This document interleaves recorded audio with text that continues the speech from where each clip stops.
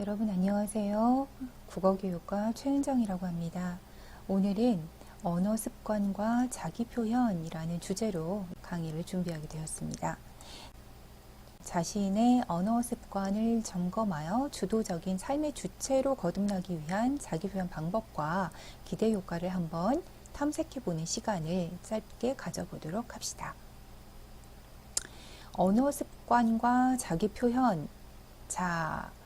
여러분들은 일단 지금까지 걸어온 길보다는 앞으로 가야 할 길이 더 많이 남아있는 사람들이지요. 그렇기 때문에 자기 성찰과 자기 이해의 기회가 앞으로 훨씬 더 많을 것이라고 생각이 듭니다. 그러나 자기 성찰, 자기 이해, 바로 reflection, self-reflection, 이걸 얼마나 내가 잘하고 있는지를 점검할 수 있는 기회는 그리 많지 않았을 거라고 생각이 돼요. 그동안에 너무 앞만 보고 달려오느라 많이 힘들었을 것도 같고요. 그쵸?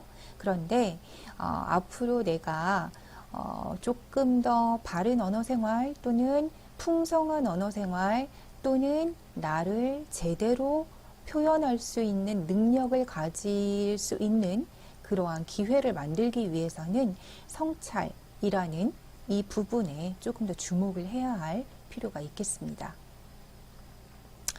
그리고 무엇보다 나의 생각을 표현하는 본능적인 행위가 우리 평생을 걸쳐서 일어나게 되죠. 그러면 지금부터 한번 같이 성찰과 자기 표현 시작해 볼까요? 제가 제시하는 키워드는요, 크게 4가지입니다. 첫 번째는 자기 표현에 대한 편견, 그리고 이에 대한 반성, 이것으로부터 시작을 해서 실제적으로 실행할 수 있는 능력과 활용할 수 있는 능력을 갖출 수 있도록 하는 방향성을 제시한다 입니다. 그래서 첫 번째, 편견 깨기, 즉 글쓰기에 대한 편견을 깨는 것부터 시작을 해서 효과적인 글쓰기를 위해서 나는 어떠한 언어 생활을 하고 있었는가 한번 반성을 해보고요. 그 다음에 그것을 바탕으로 내가 글을 조금 더 잘 쓰기 위해서는 어떤 것들을 실행해야 할까? 그리고 내가 평생 나의 글쓰기를 도와줄 선생님을 한번 모셔야 될 텐데 그건 누가 될까? 라고 하는 활용까지 간단하게 한번 짚어 넘어가 봅시다. 첫 번째, 편견을 한번 깨볼까요? 글쓰기 어렵죠. 저에게도 쉽지 않은 일입니다. 그럼에도 불구하고 막연한 두려움, 이건 깨야 할 것 같습니다. 편견 깨기 시작합니다. 여러분, 잘 쓴 글이란 어떤 글일까요? 여러분들이 생각하는 잘 쓴 글은 무엇인가요? 저는요, 다 쓴 글이 잘 쓴 글이라고 생각합니다. 그 형식, 논리, 정합성, 그 어떤 것도 다 쓴 글을 넘어서지는 못한다고 생각해요. 다 쓴 글이라 함은 결국에는 처음부터 마무리까지 일련의 생각들을 쭉 한번 정연을 해보는 과정이기 때문입니다. 그 과정에서 전문가의 잣대를 들이대든 아니면 아주 자유로운 작가의 잣대를 들이대든 그 잣대는 모두 다 다를 수 있기 때문에 어떤 글이 잘 쓴 글이냐라고 저에게 묻는다면 저는 완성한 글, 다 쓴 글이야말로 가장 잘 쓴 글이라고 말해주고 싶습니다. 그래서 글쓰기는 어렵다고 생각하는 사람들이 많죠. 여러분들도 어떤가요? 그런가요? 어떤 주제를 받고 한글 또는 워드 프로그램이 모니터에 쫙 펼쳐진 순간 커서는 깜빡이는데 뭘 써야 될지 너무 답답하고 막막하죠. 누구에게나 다 그렇습니다. 글쓰기는 기술이라고 단순하게 생각하는 경우도 있죠. 나는 글쓰기가 어려운 게 바로 기술이 없어서야. 글쓰기 재능이 없어. 그러한 기술이 없기 때문에 나는 글을 잘 쓸 수 없는 사람이야 라는 생각도 하고 있죠. 그리고 글쓰기는 전혀 없는 것에서 뭔가를 창조해내는 일이기 때문에 나는 그러한 창의성이 없어. 그래서 나는 글 못 써. 라는 이야기들도 많이 합니다. 이런 거에 대한 편견을 한번 깨볼까요? 첫 번째, 글쓰기는 어렵다. 물론 어렵습니다. 그런데 여러분들한테만 어려울까요? 자, 여기 직업별 평균 수명을 한번 조사해 본 연구 결과가 있어요. 시간은 좀 흘렀지만 크게 달라질 것 같지는 않습니다. 그래서 한번 같이 볼까요? 1위는 종교인, 2위 정치인, 3위 연예인이네요. 그렇다면 작가는요? 평균 수명 1위가 80세인데요. 61세예요. 작가, 글쓰기 힘듭니다. 그쵸? 글쓰기 어려운 거 맞습니다. 그럼 그건 편견이 아닌가요? 편견이 아닐 수 있겠죠. 왜냐면요. 여러분들은 현재 전문 작가입니까? 아니잖아요. 그쵸? 우리는 전문적인 글쓰기를 어렵다라고 하는 걸 인정할 수 있습니다. 하지만 우리는 아직 글쓰기 전문가는 아니기 때문에 무조건적인 어렵다라는 생각은 버리는 게 좋지 않을까라고 생각합니다. 두 번째, 글쓰기는 기술이다. 자, 이 사진을 한번 같이 볼까요? 무슨 사진인가요? 너무나 기아 상태에 있는 어린아이, 그리고 그 아이를 먹잇감으로 살펴보고 있는 한 마리의 새. 이 사진은요, 사실 퓰리처 수상작이에요. 그래서 전쟁의 참혹함이라는 것을 이 한 장의 사진을 통해서 전 세계 사람에게 울림을 주었던 그런 작품입니다. 자, 갑자기 왜 사진 이야기인가요, 선생님? 자, 여기에서 알 수 있는 건 뭘까요? 사진을 찍는다는 것, 글을 쓴다는 것, 동일선상에서 놓고 한번 생각을 해볼까요? 사진을 찍는다는 것은 여러 가지 것들을 필요로 하죠. 테크닉, 사진 찍는 기술 알아야 되고 중요합니다. 그쵸? 그래서 우리는 좋은 기술을 습득하기 위해서 장비도 좋은 걸 사고요. 유튜브도 많이 보고요. 전문 작가에게 수업도 듣고 하죠. 그런데 그것뿐일까요? 단순히 그러한 테크닉적인 요소만을 잘 활용한다고 해서 모든 사람이 찍는 사진이 다 퓰리처 수상작이 될까요? 그건 아니죠. 바로 어떤 것을 찍고 쓰기 위해서는요, 텍스트 그리고 컨텍스트라는 것이 테크닉보다 더 중요합니다. 어떠한 맥락 그리고 그거에 대한 내용, 이런 것들이 기술적인 것에 훨씬 더 앞선다는 것입니다. 그래서요, 여러분들에게 한번 물어보고 싶어요. 여러분들은 나는 글쓰기 기술이 부족해 라고 불평, 불만 또는 어떤 자책 또는 포기 이런 것들을 하기 전에 나는 얼마나 많은 글쓰기에 대한 총알들, 그거에 대한 맥락들과 텍스트들을 읽었는가, 나는 그런 충분한 총알을 가지고 있는가, 여기에 대해서 어떻게 대답을 할 수 있을까요? 단순히 테크닉만이 전부였다면 전문 작가가 되기 좀 더 쉽지 않았을까요? 작가가 되기 위해서 그들이 더 치열하게 고민하는 것은 기법이 아니라 어떤 소재를 어떻게 포착해서 어떤 맥락 안에 담을 것인가 입니다. 그렇기 때문에 여러분들은 나는 기술이 없어서 글을 잘 쓰지 못해 또는 나는 글 못 써 라고 이야기하기 전에 텍스트와 컨텍스트라는 이 충분한 총알을 내가 갖추고자 노력한 적이 있었던가 라는 것을 한 번쯤 반성해 볼 필요가 있겠습니다.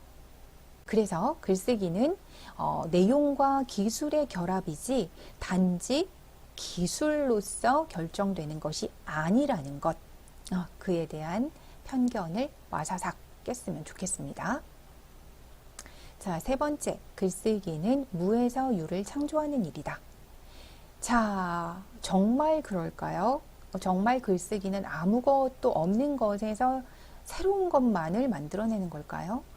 아니죠. 여러분, 유사일에 새로운 것은 없다라는 말도 있죠. 그리고 이 한편의 시, 자세히 보아야 예쁘다.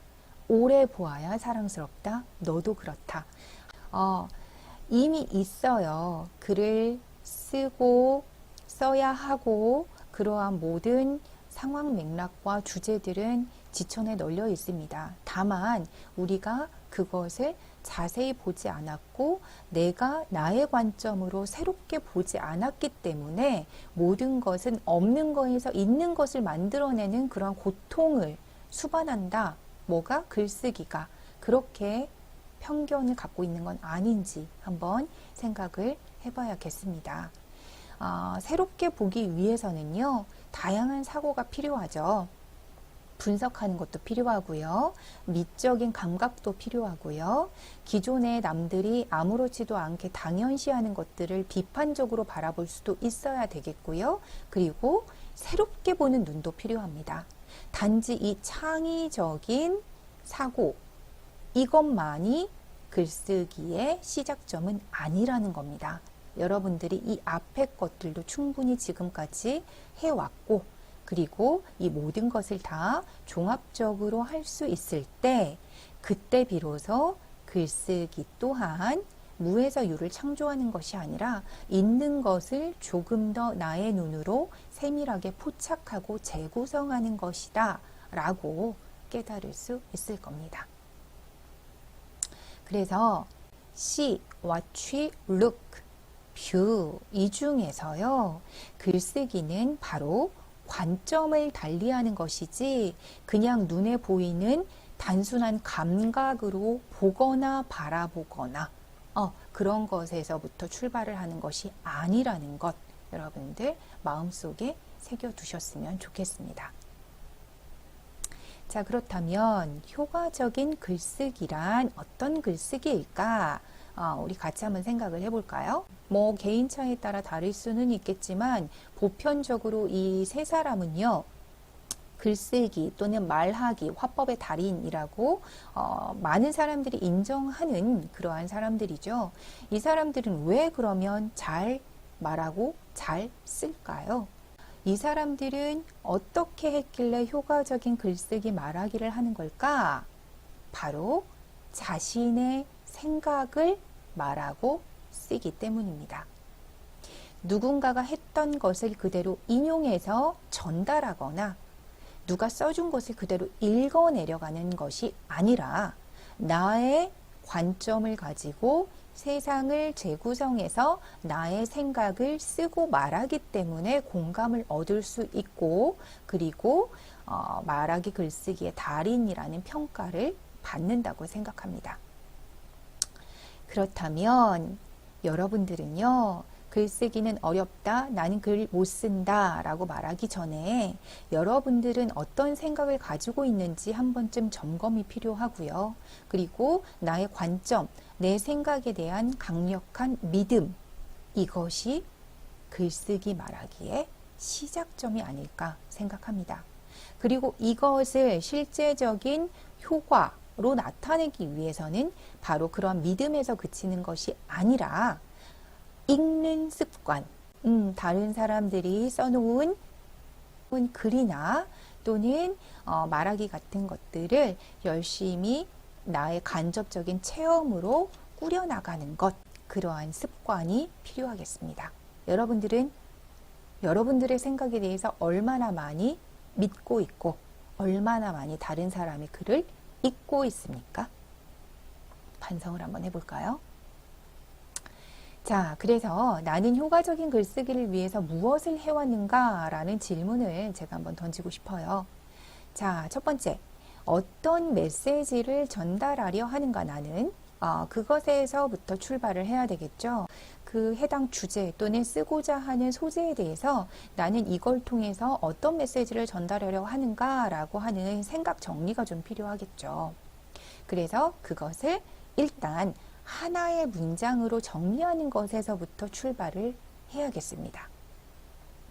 그리고 그것의 설득력을 높이기 위해서는 또는 공감을 이끌어내기 위해서는 어떠한 맥락을 부여해야 되고 어떠한 내용들을 살을 붙여야 하는가, 그 붙일 살과 맥락을 나는 충분히 갖고 있는가를 점검을 해야 할 필요가 있습니다. 그러기 위해서는 다른 사람의 자료들 읽고 듣고 수집하고 그 중에서 나에게 필요한 것을 골라내고 그리고 골라낸 것들을 가장 자연스럽고 효과적인 내용으로 만들어내기 위해서 실로 꿰는 연결 작업이 필요하겠습니다. 자, 그런 다음에 이제 이 구슬들을 어떻게 전개할 것인가를 고민을 하는 거겠죠. 어디에 어떤 컨텍스트와 어떤 텍스트를 집어넣을 것인지 그 구조를 한번 구체화해 보는 거고요. 그리고 앞에 넣었을 때, 뒤에 넣었을 때 뭐가 더 전략적인지 그 배치 방법에 대해서도 한번 고민을 해보는 과정이 필요하겠습니다. 자, 그 다음에 내가 쓴 글이 과연 독자들이 쉽게 읽을 수 있을까를 자체적으로 점검하는 과정이 필요하겠습니다. 그러기 위해서는 어휘, 내가 예상하는 독자가 잘 알아들을 수 있는 어휘를 내가 썼는지, 문장은 너무 복잡하지는 않은지, 비문은 없는지, 흐름은 적절한지 이런 것들을 점검하는 과정이 필요하겠습니다. 자, 그러면 위에 두 개는요, 나의 경험치, 성실, 노력, 그리고 재능, 이걸 통해서 구축할 수 있는 부분입니다. 이것은 교사가 많이 도움을 주지는 못합니다. 본인이 스스로 나의 경험치를 쌓아가는 능력, 노력이 필요한 것이고요. 반면에 밑에 두 가지 같은 경우에는 지식과 테크닉, 뭐에 대한? 글쓰기에 대한. 그래서 이것을 글쓰기 기교와 방법, 즉 글쓰기 기법이라고 합니다. 이것들은 전문가의 도움을 충분히 받을 수 있고 교정을 받을 수 있는 부분이겠죠.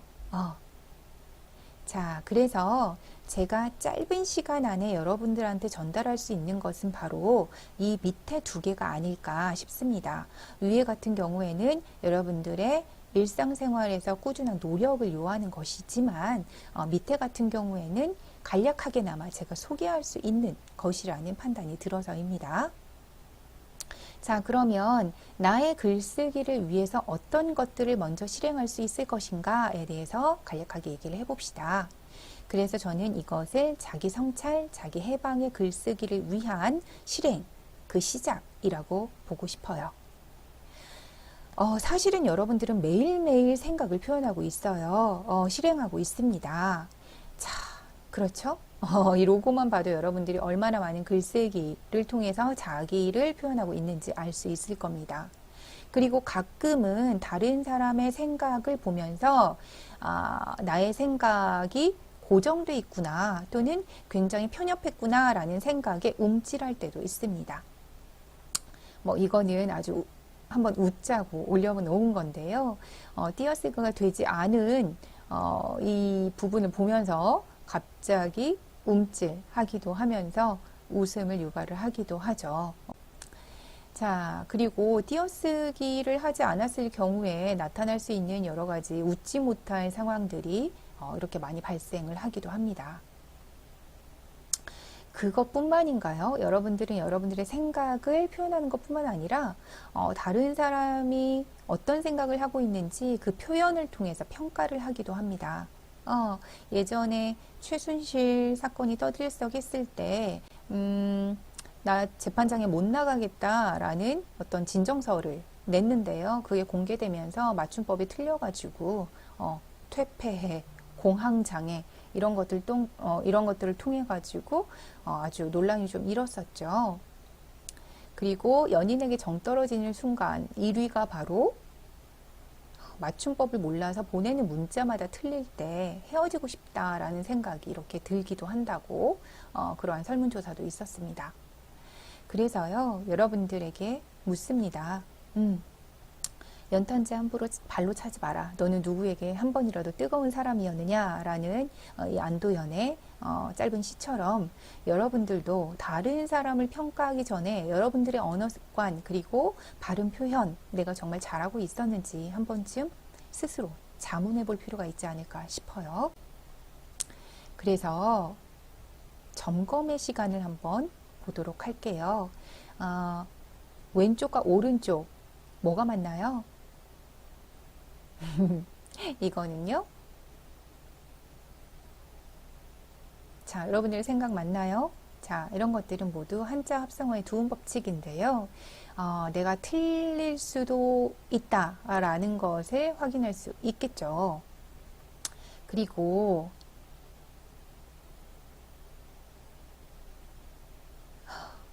자, 위에 건 뭐 그렇다 치고요. 이 자리를 빌어라는 표현 많이 쓰는데 빌어먹다 할 때 그 빌어이기 때문에요. 이 자리를 빌려서라는 표현이 맞습니다. 남들을 비난하기 전에 나도 올바른 말을 쓰고 있는지 한번 점검해 볼 필요가 있다라는 얘기고요. 그리고 많이 틀리는 것들 중에서 이런 것들이 있죠. 햇님이 아니라 햇님이고 북엇국 고등어과 고양이과 객과 굉장히 낯설지만 이게 발음 표현이고요. 장밋빛, 보랏빛, 우윳빛 다 시옷받침이 들어가지만 핑크빛은 우리말이 아니기 때문에 핑크가 여기에는 핑크빛이라고 사이시옷이 들어가지 않습니다. 이러한 것들도 있을 뿐만 아니라 암수할 때 여기에 소가 붙으면 거의 이렇게 많이 쓰는데 사실은 표기상으로 맞는 것은 수소입니다. H2O 그 물의 H에 해당하는 그 수소가 아니고요. 암소, 수소 할 때 그 수소를 이렇게 표기를 하기도 합니다. 그리고 병아리 같은 경우에도 수평아리가 맞고요. 수강아지, 수퇴지, 수탉 이런 것처럼 병아리도 수평아리가 맞습니다.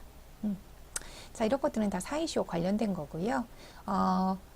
뿐만 아니라 이렇게 외래어 표기에서도 우리가 많이 틀리는 부분들이 존재합니다. 와, 이런 것들을 어떻게 다 알고 쓸 수 있나요? 저 못해요. 라고 할 수 있는데요. 너무 걱정하지 마세요. 후반부에서 제가 선생님 알려드릴 거니까요. 그리고 여러분들이 많이 틀리는 것 중에 하나가 수강 신청이 이미 끝났대.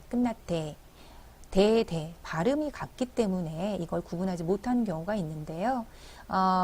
이 대 같은 경우에는 그랬다고 해라는 거의 준말이기 때문에 다른 사람의 말을 듣고 전달할 때 쓰는 말이고요. 이 대 같은 경우에는 더라, 나의 경험을 통한 회상이에요. 그래서 내가 내 생각을 표현을 할 때는 이 대, 다른 사람의 말을 듣고 전달할 때는 아이를 씁니다. 그리고 던지, 든지도 헷갈리는 경우가 많은데 던 같은 경우에는 내가 경험했던 과거의 사실을 던이라고 또는 더라라고 하는 거고요. 오어의 뜻, 선택의 뜻을 얘기할 때는 던지가 아니라 든지를 씁니다. 그리고 굉장히 많이 틀리죠. 당신 진짜 그러면 안 돼? 이것 중에 뭐가 맞을까요? 아는요. 아니, 하의 준말입니다. 아, 니, 하. 그래서 이거를 다 풀어서 한번 결합을 시켜보면 뭐가 맞는지 알 수 있습니다. 또한 되는 되어의 준말이고요. 그래서 아니 되어는 안 돼라는 표기를 해야 맞습니다. 이건 많이 알고 있지만 사실 요걸 굉장히 많이 틀리죠. 선생님 내일 봬요 라고 할 때 왼쪽을 쓰는 경우가 많은데요. 오른쪽이 맞습니다. 돼, 요의 준말이기 때문입니다. 자, 이 모든 걸 제가 어떻게 다 알겠습니까, 선생님? 너무합니다. 저 그냥 바른 글쓰기, 효과적인 글쓰기, 자기 반성 안 할래요 라고 생각할 수도 있는데요. 여러분들을 평생 도와줄 국립국어 누리집이 있습니다. 여기에 들어가서 여러분들이 그때그때 단어를 찾아서 바르게 쓰면 되는데요. 이 표준국어 대사전은 공인된 사전이기 때문에 여러분들이 보고서뿐만 아니라 앞으로 뭐 취업을 한다든지 아니면 뭔가 제안서 같은 중요한 그러한 문서 작업을 할 때 국립국어원을 활용하면 좋습니다. 자, 대신에 활용을 할 때, 사전을 찾을 때는 한 단어가 올라간 게 사전이죠. 사전이라는 것은 어떤 단어들의 집합이죠. 그렇기 때문에 단어를 2개 이상 띄어서 검색하는 것은 불가능합니다. 한 단어만 검색할 수 있기 때문에 반드시 내가 궁금한 것은 붙여서 검색을 해보시면 됩니다. 그래서 이 2단어를 붙여서 검색을 하면요. 전주 비빔밥은 등재되어 있지만 영광굴비는 등재되어 있지 않기 때문에 검색이 되지 않습니다. 그래서 검색이 되지 않는 경우는 이것은 영광과 굴비 사이를 띄어야 되는 2개의 단어구나 라고 이해를 하시면 됩니다. 그리고 도스토예프스키, 차이코프스키 같은 경우에도 이 사람들의 이름을 써봤는데 검색이 안 될 거예요. 이렇게 쓰면 도스토옙스키, 차이콥스키라고 표기가 되어 있기 때문에 이런 것들도 여러분들이 보고서를 쓸 때 검색을 해봐서 어떤 것들이 발음 표현인지를 확인하면 더 좋겠죠. 그리고 기호의 쓰임을 확인을 해서 붙여쓰기인지 띄어쓰기인지도 한번 확인을 한 다음에 여러분들이 골라서 쓰면 좋겠습니다. 자, 그리고 여러분들이 조금 더 걱정을 하지 않아도 되는 것은요. 바로 전화 또는 카톡, 트위터, 페이스북 이분들에게 도움을 청하면요. 즉시 즉답을 해줍니다. 물론 전화가 가장 빠를 거고요. 나머지는 답변을 좀 기다려야 되니까 내가 급하다 하면은 전화를 하는 게 더 빠르겠죠. 세상에는 3가지가 없다 그래요. 첫 번째는 정답이 없고요. 살아가는데 두 번째는 비밀이 없고요. 세 번째는 공짜가 없다라고 합니다. 노력한 만큼 그리고 내가 시간을 투자한 만큼 더 많은 것들을 얻어갈 수 있다라는 것은 진리인 것 같습니다. 변화를 가져다 주는 사람 또는 시간을 기다리기만 한다면 변화는 결코 오지 않을 겁니다. 여러분들이 나는 글쓰기를 못해 라고만 자책하고 그냥 포기할 것이 아니라 조금 더 변화를 모색하기 위한 가장 작은 첫걸음은 뭘까? 나는 그동안 어떻게 나의 언어 생활을 해왔을까? 라는 반성부터 시작을 한다면 오늘보다 더 나은 내일을 맞이할 수 있을 거라고 확신합니다. 여러분 고생 많았습니다.